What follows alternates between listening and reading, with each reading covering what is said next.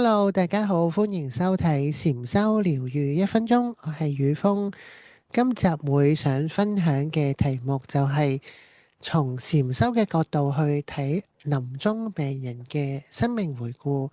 咁我哋一共會分開4節嚟分享呢個題目嘅。呢個係第一節，呢一個係好深刻同埋充滿住慈悲嘅一個課題。我哋去從禪修嘅角度去睇臨終病人嘅生命回顧，唔單止係回顧過去嘅歷史，更加可以係一場心靈淨化同埋整合嘅過程。而禪修嘅精髓就在於覺知 awareness。以下係結合禪修智慧去協助病人進行生命回顧、深入了解嘅4個層次。第一就係從故事去到實相，第二就係如實接納，第三就係心靈淨化，第四就係覺察當下。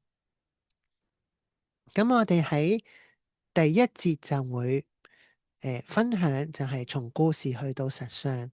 喺一般嘅心理學嘅生命回顧，往往係側重於敘事治療，去重整人生嘅故事，而禪修嘅角度就會更進一步，去幫助病人從過去嘅執着中解脫。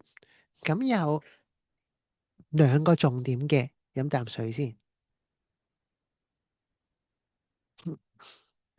第一個重點就係覺知而不批判，英文就係 non-judgmental awareness。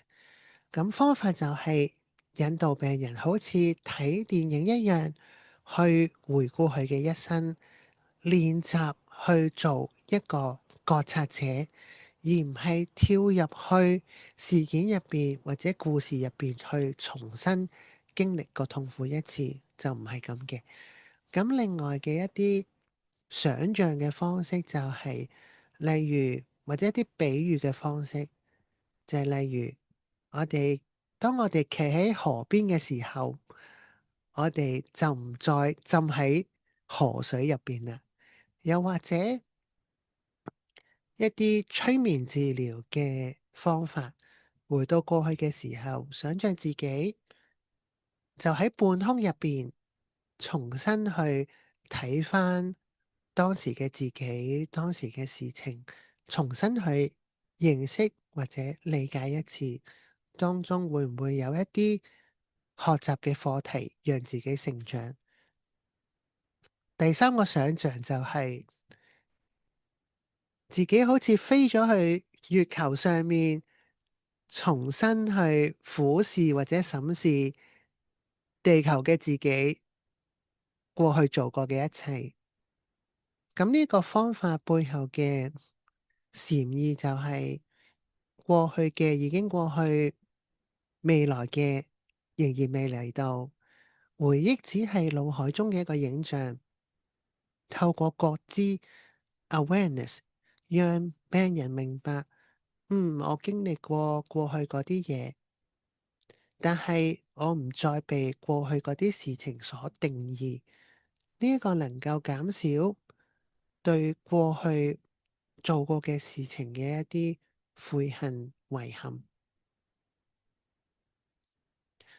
第二就係如實咁樣接納，如其所是，我哋又可以叫做 as it is。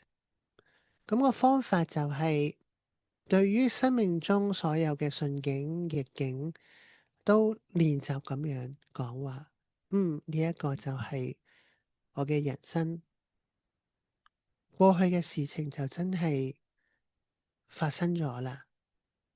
咁背後嘅禪意就係煩惱即菩提，意思就係煩惱其實背後就係智慧啦。我哋嘅痛苦，我哋嘅 suffering 嘅經歷，往往係生命中最深刻嘅老師，係我哋一個好好嘅助緣，讓我哋去學習，讓我哋嘅靈魂得以成長。有句說話就係接納不完美就係圓滿嘅開始。我哋喺臨床上見到好多臨終病人，佢對世界、對其他人仍然有好多嘅怨恨，但係呢啲怨恨往往係嚟自對自己嘅唔接納。當臨終病人開始接納自己嘅時候，佢哋就能夠從自己嘅束縛中去解脫，從自己建構投射中嘅世界去解脫。多謝你收睇禪修療癒1分鐘呢個 YouTube channel。如果你鍾意我哋嘅資訊，邀請你免費訂閱我哋呢個頻道，期待喺下一集再同大家講第二個部分。拜拜。